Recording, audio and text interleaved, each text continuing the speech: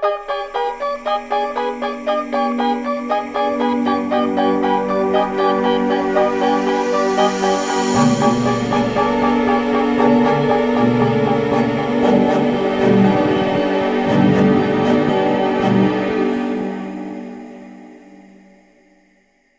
guys, welcome back to Dark Matter. I'm Avalon. And I'm Dominique. And as many of you know, June is Pride Month, and this is the last week of Pride Month, so we wanted to do an episode in support of the LGBTQIA plus community, just to finish out Pride Month. And so today we'll be talking about 3 different true crime cases that really highlight some of the violence that LGBT individuals go through, because I think that a lot of times people will take like a positive spin on Pride Month, which, I mean, of course, like that's amazing too. But I think sometimes, unfortunately, people don't pay as much attention to the violence that LGBT members go through. And we really wanted to bring that to light because, of course, we do talk about true crime on this podcast. So we wanted to bring that to light and talk about that because, again, I don't think enough people talk about this, and it's a serious problem. Yeah, absolutely. I totally agree with you there. And so the first case that we're going to be covering today is actually the murder of Scott Amador. And Scott Bernard Amador was born on January 26, 1963 in Pittsburgh, Pennsylvania. His father, Frank Amador, was a local tractor-trailer driver, and his mom, Patricia Graves Amador, was a homemaker. So in 1968, Scott and his family moved to Waterford, Michigan, but just 2 years later, his parents divorced. And after this, Scott mostly lived with his dad, along with his 3 brothers and 1 sister. So at only 17 years old, Scott actually quit high school and joined the Army, where he finished his GED and trained in satellite communications. And 3 years later, he received an honorable discharge with a rank of specialist. Scott was actually known to be a really generous guy, and he apparently also took in several gay friends who had AIDS, and he helped take care of them. So, I mean, I think this just shows what kind of guy he was. Obviously, you know, these people are pretty much ostracized from society, so the fact that he took them in and was just willing to help them really says a lot about him, I think. So, on March 6, 1995, Scott was filming an episode for the television talk show called The Jenny Jones Show, and while doing the episode, Scott admitted that he had a crush on one of his neighbors named Jonathan Schmitz, who lived close to him in Lake Orion, Michigan. And until the filming of the episode, Jonathan actually didn't know who his secret admirer was, and the only time he found out was when he was walking out.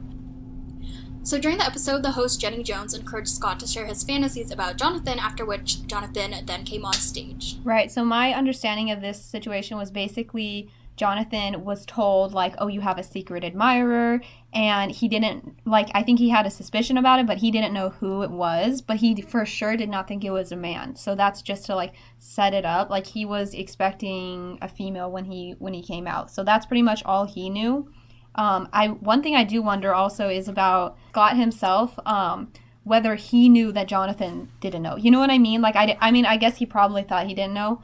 But yeah, I think that there's just, like, before we even get into what happened, I think there was definitely, like, a bit of a lack of planning and a lack of foresight. Oh, definitely, yes. On the show's part and on Jenny's part. Because, of course, the show is not just Jenny. There was so many people involved in the making of the show.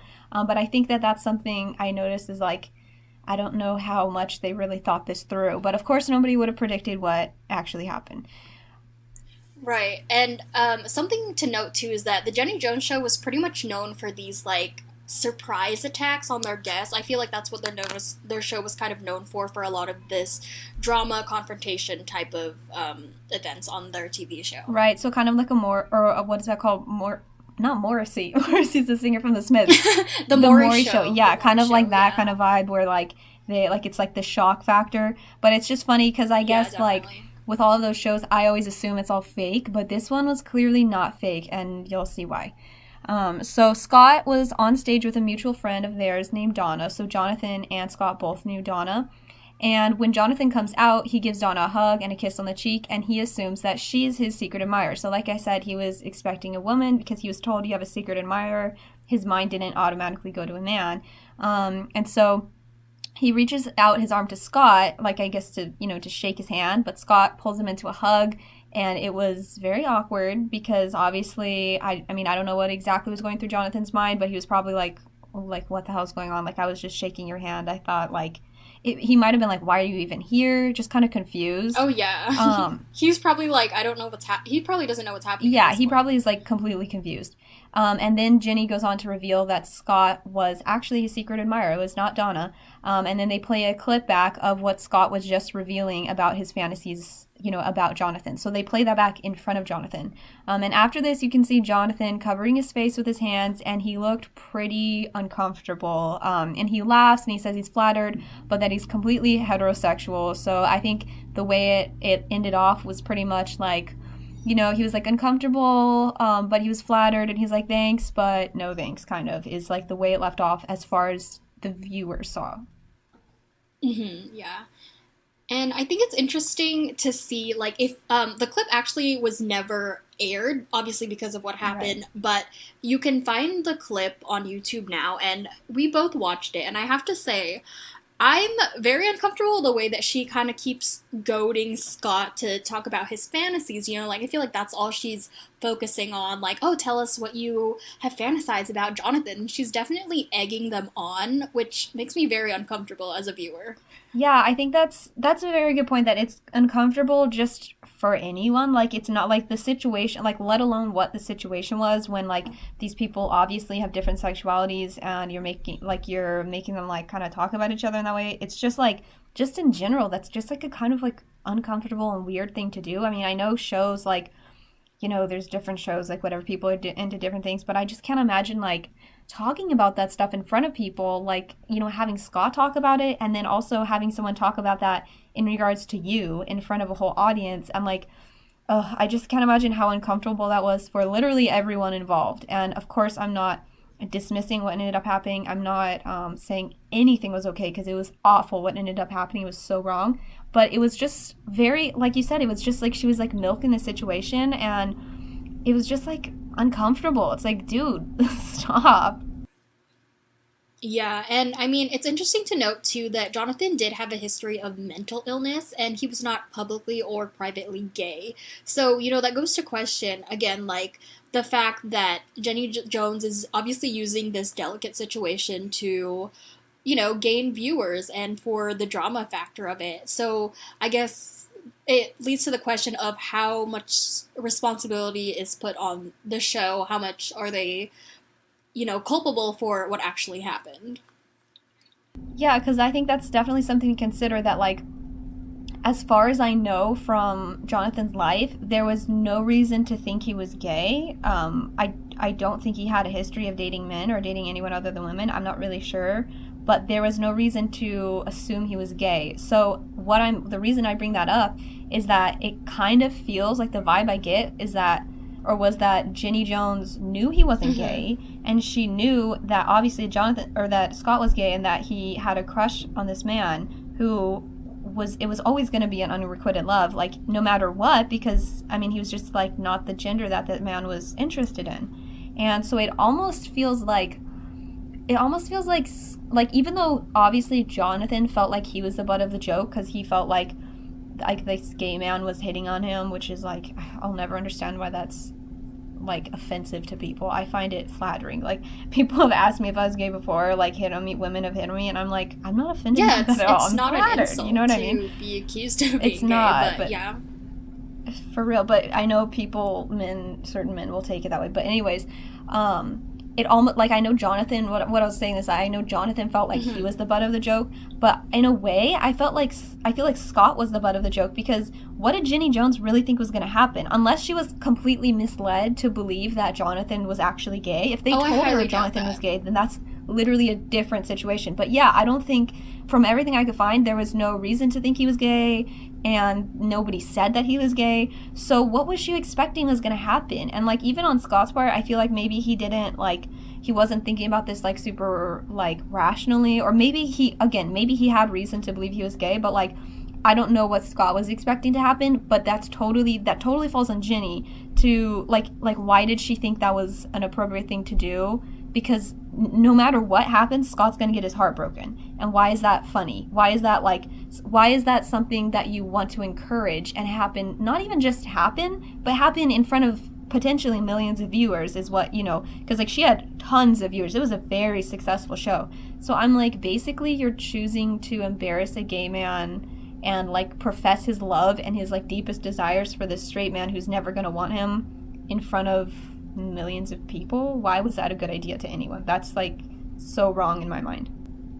Yeah, I agree. Like we mentioned before, the situation was pretty delicately, and it obviously was not handled well. But we'll get more into that later about whether she was responsible or not legally, because we do touch on that a little bit later when it comes to the trial and stuff like that.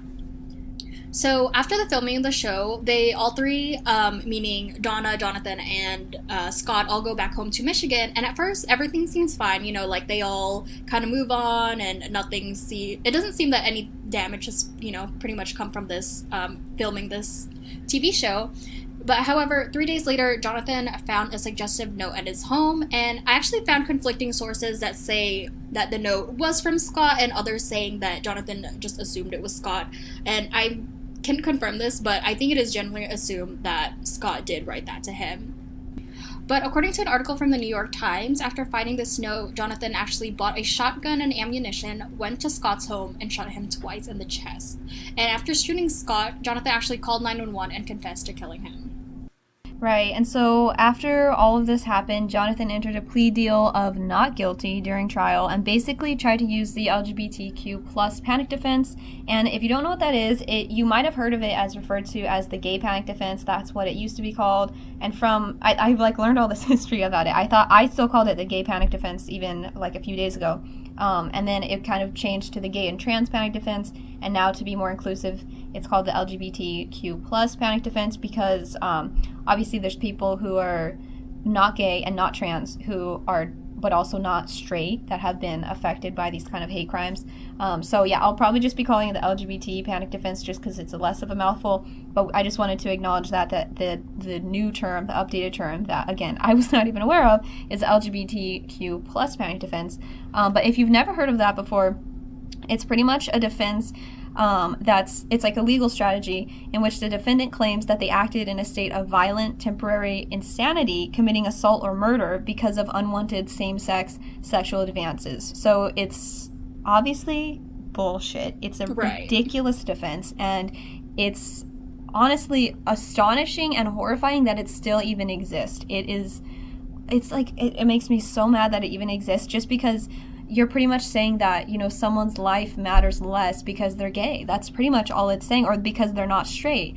Because if you think about it, there would never be the heterosexual panic defense. You know what I mean? There would never be, because I could just kill a creepy guy who hits on me and then say like, oh, it was because, it was the heterosexual panic defense. But that's not a thing, right? Because heterosexual people are obviously valued more than gay people.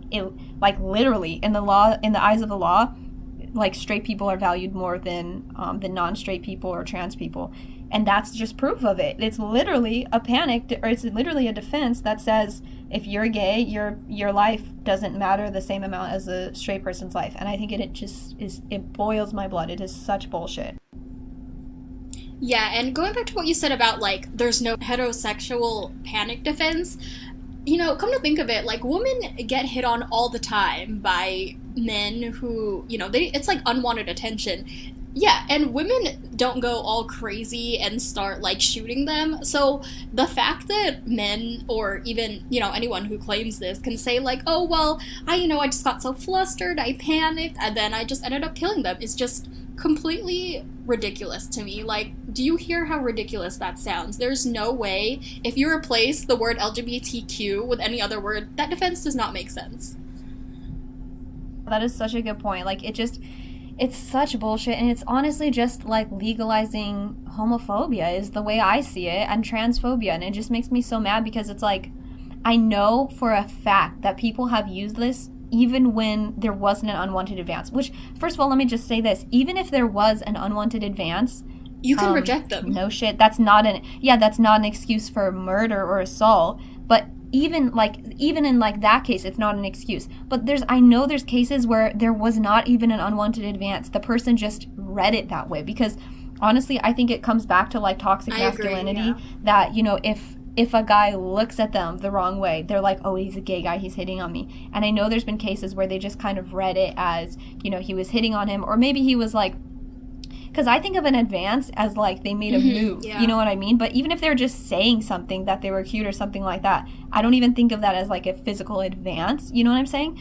So the fact that like I know there's cases where someone has even just said something or looked at them a certain way or whatever it might be, and then the person assaulted them, it pisses me off so much, and it just shows how toxic, it just shows like how deep toxic masculinity goes in this country and in many countries, because like the person is so scared of their fragile masculinity being taken from them by being seen as gay. I mean, I don't even get that anyways, because it's like if a gay guy hits on you, nobody's gonna think you're gay. They think the other guy. You know what I mean? Like, it makes me so mad, because again, like when women have hit on me or when I've been asked if I was gay, I'm like, no, but like that doesn't offend me at all. Like if anything, funny. That just like flatters me.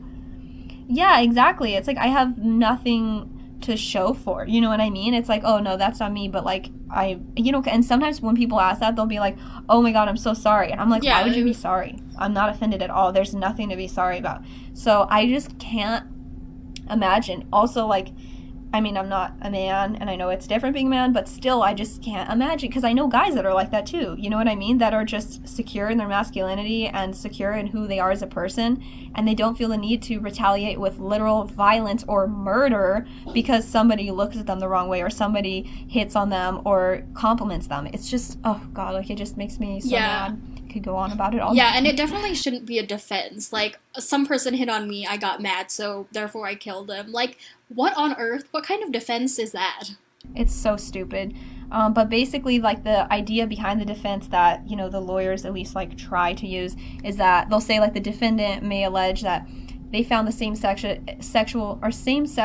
sexual advances so offensive or so frightening that they were provoked into reacting in self-defense, and they were operating in like with diminished capacity, or like they were temporarily insane. It's basically a plea of temporary insanity, which is just so dumb, because again, it's like, how are you gonna be like frightened by a guy hitting on you? I just don't understand. It's like, oh well, welcome to being a woman. We get hit on by guys that we don't want to talk to all the time, and exactly. And it's like in some cases it is frightening as a woman, and we still don't fight back and murder them. But in this case, it's like, I feel like, I guess it's just a stereotype, but I always think of like the super like macho guy that uses this defense, and then they're so frightened by someone hitting on them. I'm like, fuck you, dude. Seriously, you know what I mean? Because it's like actually frightening to be a woman and for like a weird guy to be hitting on you. And so for the fact that they say like, oh, I was so frightened, it's like, you weren't frightened. You just wanted to kill them because they, right, like suggested that maybe you were gay, or like they hit on you or complimented you. It's just like, it's very stupid. Again, I could go on about it all day, but basically what ended up happening with the trial was that Jonathan was found guilty of second-degree murder, and he was sentenced to 25 to 50 years. But this is the real kicker. So after 22 years that he served in 2017, he was released. So he did not even serve the 25 years, because again, he was sentenced at 25 to 50. He didn't even serve the 25 before being released, and I just find it to be such bullshit, and I find it so hard to believe that if Scott was a straight man that Jonathan killed for literally any other reason, that he would be let out so early. I find that very hard to believe. It makes me so mad. Right, and it just shows, just how ingrained this, I don't know, like this opposition to LGBTQ people is, because like you mentioned, that's true. Like if he were a straight man, I'm fairly certain that Scott would have served a longer sentence for that.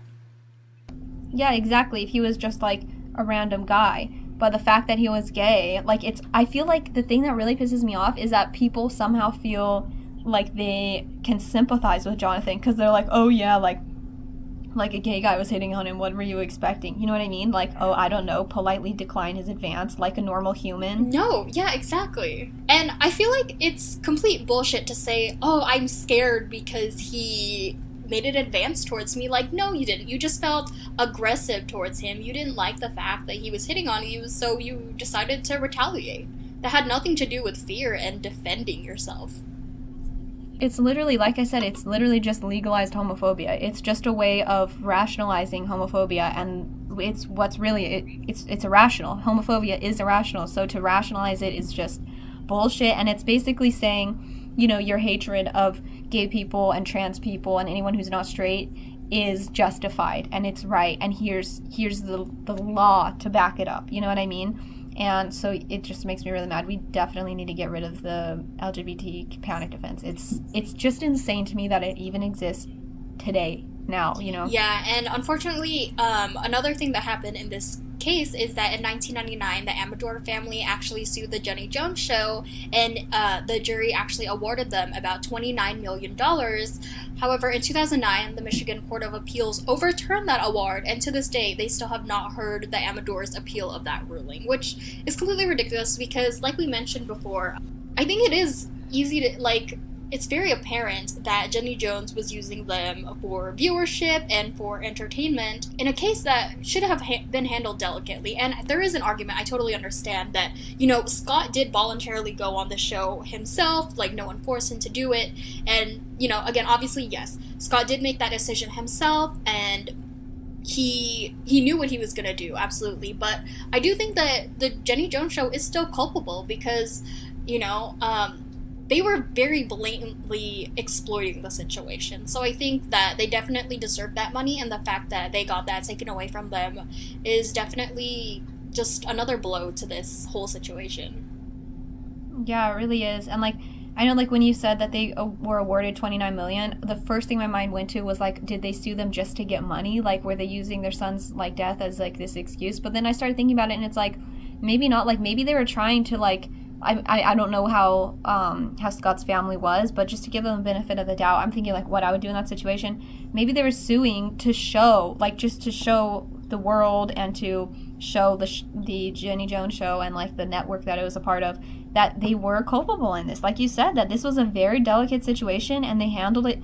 It's not even they handled it poorly. They shouldn't have done it in the first place. That's the real issue, is that it even started in the first place. Because we can't blame Scott for having a bad idea. Because I'm assuming it was Scott's idea originally. I don't know whose the idea was to start with. Maybe it was Donna's.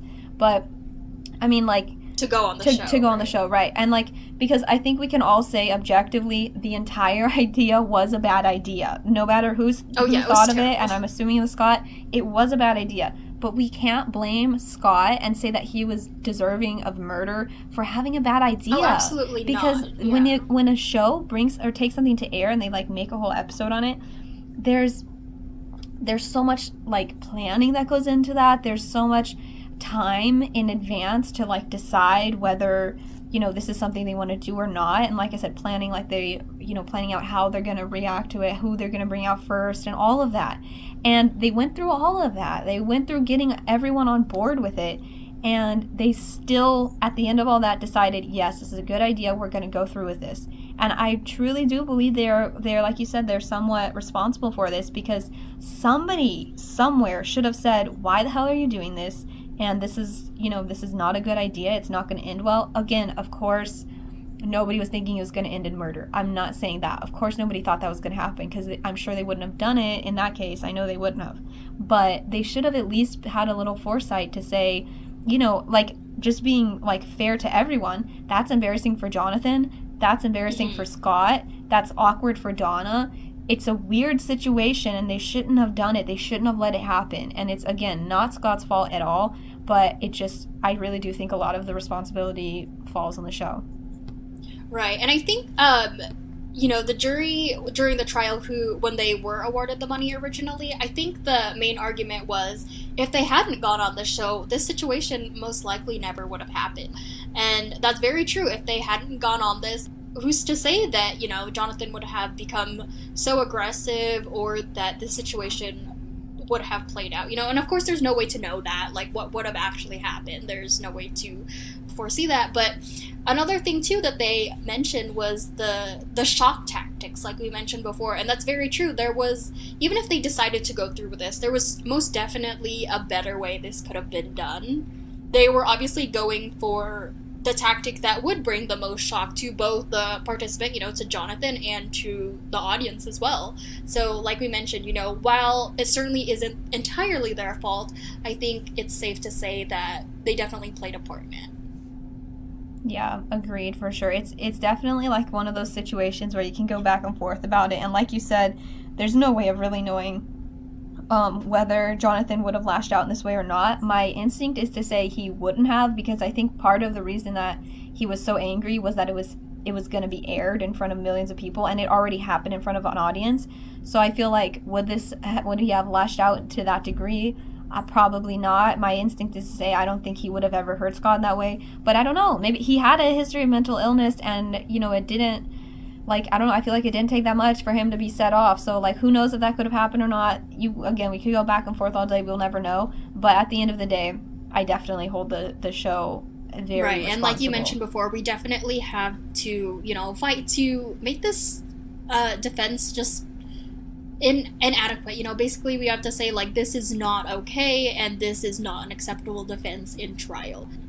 Yeah, there has to be a removal of that defense. It just can't continue to be used, because as long as it continues to be used, then we're going to continue saying, basically, the law will continue saying that LGBT lives matter less than straight lives, and that's just bullshit. Like, that has to end.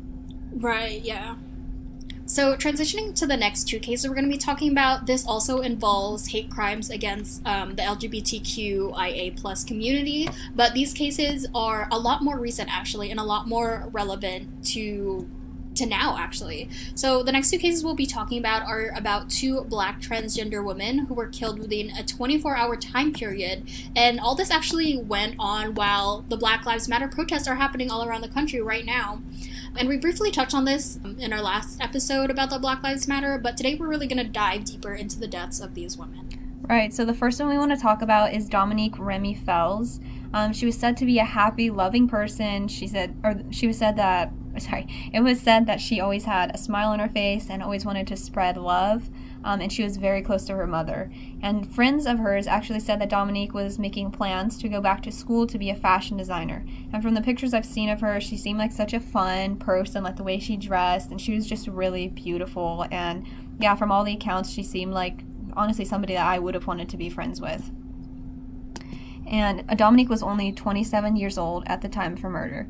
So on June 8th, Dominique's body was pulled out of the, I don't know if I'm going to say this right, Schuylkill River in Philadelphia. I don't know if that's how you say it, but she was pulled out of the river in Philadelphia, and the Philadelphia Police Chief Inspector Scott Small said that she had suffered stab wounds and trauma to the head and face, and her body was found with both legs severed, which is just, oh my god, beyond imagination. That is so brutal.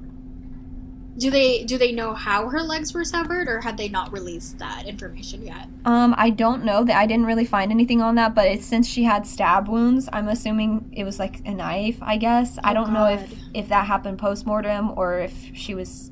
I mean, no matter what, this was a torturous death, but I don't know. Oh yeah, this was definitely a brutal murder. Yeah, it was a brutal execution, and I would like to believe that it's sad, but at least that she was dead before her legs were cut off, so she didn't have to endure that as well. But I have no idea. I'm not sure what was used, but I don't think it was like a chainsaw or anything, because like I said, she had stab wounds, so I think it was literally just with a knife. It's just so disgusting, the death that she suffered. It's so sad. And so there is a man who's been like held accountable for this so far. It was 36-year-old, again, don't know if I'm going to say this right, Akhenaton Jones. So he's being charged with the murder of Dominique, with tampering of evidence, with abuse of a corpse, and with other related offenses. So obviously, I guess the abuse of a corpse makes me think that it was post-mortem, the severing of the legs. But yeah, he's being charged with that right now.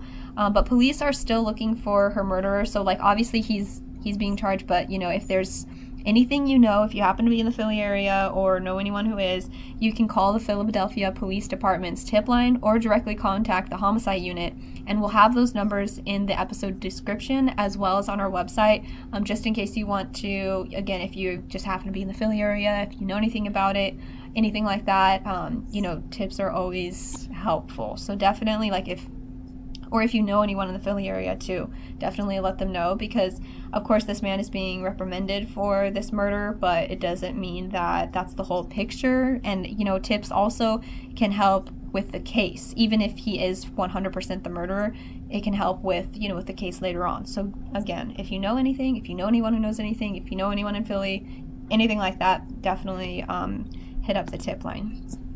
And so I also found on a website that Dominique was the 13th transgender or gender nonconforming murder victim in the U.S. just this year alone. So that was from the Human Rights Campaign. So obviously this is a huge problem, you guys. And I'm assuming since Dominique was the 13th, Rhea, which we're going to talk about in a second, was the 14th. They didn't really mention that. I can't say for sure that there's been 14 now. But all I know is that Dominique was, in fact, the 13th, like I said, transgender or gender nonconforming murder victim this year. And it's only halfway through the year. Like, that's insane. That is a huge problem, because it's important to remember that gender nonconforming and transgender people make up a pretty small percent of the population. So for them to be dying that often is awful. It's such a problem. For her to die in that way too, you know, that's not just like a random killing. Like, he cut off her legs.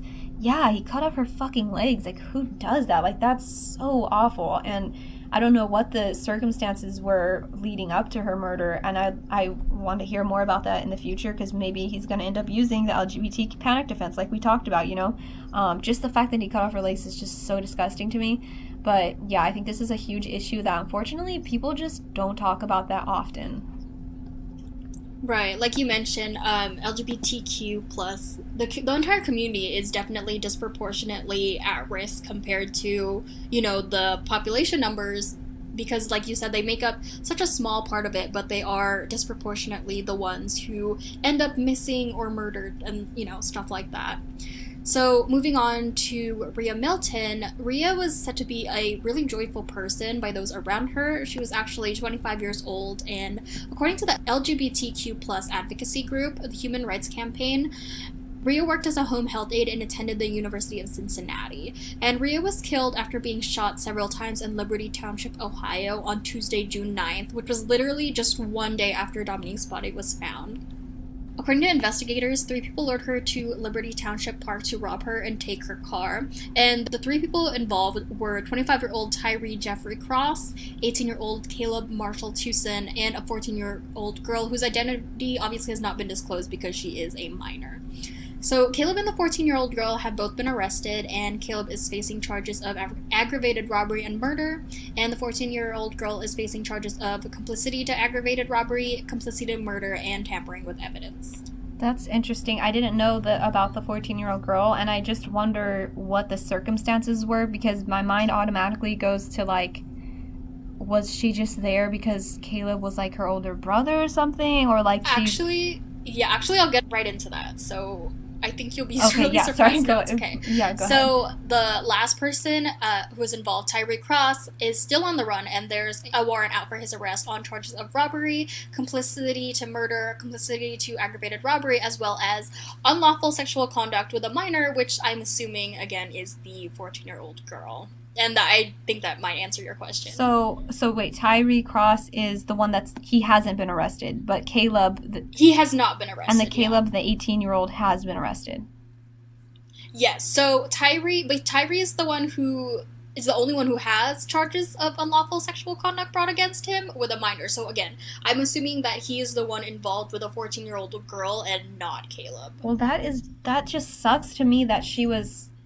apprehended for this, because obviously I do not know all of the specifics. We don't even know her name. Like, we don't know all the specifics of the case, but my mind automatically goes to, like, okay, she was 14 years old with an 18-year-old and a 25-year-old, and one of them has now charges, like you're saying, against, you know, or charges of, like, sexual conduct with a minor. So I'm thinking, like, she was clearly being abused. Like, what the hell? Like, and then it seems like where my mind automatically goes, maybe she was just a horrible person. I don't know. But where my mind automatically goes is that she might have been a victim too. That if she was 14 years old and being around these, like, much older men, and then they ended up robbing and killing someone, I can't imagine that a 14-year-old girl wanted to do that. Again, I have no idea, but that just... I don't know, it didn't sit right with me that she's also been arrested. I hope the whole thing gets sorted out, and I hope who's actually responsible, which I'm assuming the 18 and 25-year-old men who involved in this are responsible. They get, charged with the charges that they deserve, and the 14-year-old is dealt with, humanely. I hope she's not put in jail when she doesn't deserve to be, but again, it's too soon to say anything. Right. Yeah, well, that's the thing. It's like, again, we don't know the circumstances. There was already a very complicated case, but from what I saw during my research, she was complicit in the aggravated robbery and charged with tampering of evidence, and she is the only one who has those charges. So she most definitely probably was taken advantage of, from these older guys, but it is unfortunate that if she did do those things that she fell into this crowd because, again, like, she is quite young, but these are serious charges, and obviously this is a very complicated situation. These two cases are ongoing, cases. So like we said, if you do know anything, if you have seen Tyree Cross on the run, or Kenneth Jones, who are both at large and wanted for the murders of these two women, please reach out to Butler County Sheriff's Office, and they are asking for anyone with details regarding either case to come forward and call investigators. So this is very important because unlike other cases we've covered, this is very recent. Right now, this is still an ongoing investigation, and I think we can definitely help that, And in case you're wondering, a GoFundMe account was started for Rhea by her sister and has raised about $45,000 at the time of this recording. So we will also link that in our website as well if you guys just, want to go check it out or donate, as well as other important links to this week's episode, because I feel like we gave a lot of information today that will hopefully, if anyone hears this and if they think of anything, we definitely want you to reach out to investigators. Right, and I was just going to say that, like you said, unlike the other, cases that we've covered and the other things we talked about on this podcast, this, like you said, this is happening right now. So this is very important that if you please check the links if you can. And yeah, I think that the other last note I wanted to make about this is that these cases are ongoing, these specific cases, but also the issue of violence and murder against LGBT, the LGBT community is also an ongoing issue. And I think that's something that hopefully we can just talk more about going forward. That's why we wanted to cover it with this episode, even though Pride is a month of, of strength and resilience and positivity. It's also important to remember those that we've lost, who have been killed and who have been abused because of their sexuality or because of their gender identity. So that's a huge issue that, again, I just don't think enough people talk about, especially such a niche group as Black trans women. That's, something that people would consider an invisible group, a group that people don't talk enough about. So I definitely hope this opens up conversations, and I hope that, going forward, you just can be a little bit more aware of, if you're not a part of the LGBT community or if you don't know anyone who is, some of the issues that they go through. Obviously not every person who identifies as, who doesn't identify as straight or cisgender goes through this kind of violence or is murdered, of course, but this is a huge issue, and so yeah, we just really wanted to bring attention to it. So hopefully you learned something from this episode. Yeah, and I also want to mention, if you are transgender or if anyone you know is transgender, we also did put a link to transgender resources on our website as well. So, if you are in need of any help or assistance, please do look at those resources. But anyway, that is the end of this week's episode. We'll be back with a new episode on Monday, and we would love to hear from you guys. If you just want to reach out to us, tell us how you are liking these episodes, or give us some feedback, we'd love to hear from you. Our Instagram and Facebook is at Dark Matter Pod, and our Twitter is at darkmatter_pod. And like we mentioned, all the links will be in our website, which is darkmatterpod.com. Right, and if you're listening on Apple Podcasts, be sure to leave a review and follow us. And you can also listen to us and follow us on Spotify and YouTube, where we upload our episodes weekly. We're also working on getting on iHeartRadio, so if that's something that you use, look out for that. And be sure to spread the word if you enjoyed this episode or any of our other episodes, because it is the best way for us to gain more of you guys, and we really do appreciate you listening. All right, so thanks for tuning in this week. We'll see you next week, guys. Bye, guys. Stay safe.